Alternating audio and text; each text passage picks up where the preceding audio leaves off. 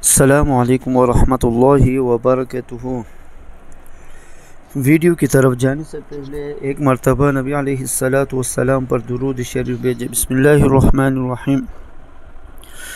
اللہم صلی علی سیدنا محمد وعلی آل سیدنا محمد وبارک وسلم۔ صدق اللہ العظیم۔ بسم اللہ الرحمن الرحیم۔ کیا انبیاء علیہ السلام پر بھی جادو کا اثر ہو سکتا ہے؟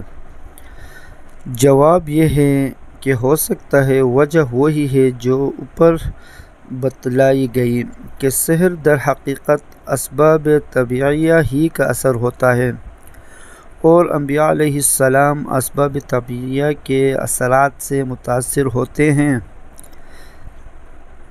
یہ تاثر شان نبوت کے خلاف نہیں، جیسا ان کا بھوک پیاس سے متاثر ہونا، بیماری میں مبتلا ہونا اور شفا پانا ظاہری اسباب سے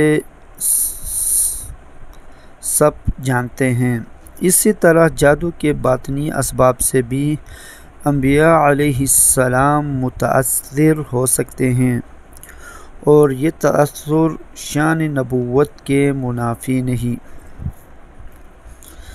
رسول اللہ صلی اللہ علیہ وسلم پر یہودیوں کا سحر کرنا اور اس کی وجہ سے آپ پر بعض آثار کا ظاہر ہونا اور بذریعہ وحی اس جادو کا پتہ لگنا اور اس کا ازالہ کرنا احادیث صحیحہ میں ثابت ہے، اور حضرت موسیٰ علیہ السلام کا سحر سے متاثر ہونا خود قرآن کریم میں مذکور ہے۔ آیت یُخَیَّلُ إِلَیْهِ مِن سِحْرِهِمْ أَنَّهَا تَسْعَىٰ اور فَأَوْجَسَ فِي نَفْسِهِ خِیفَةً مُوسیٰ۔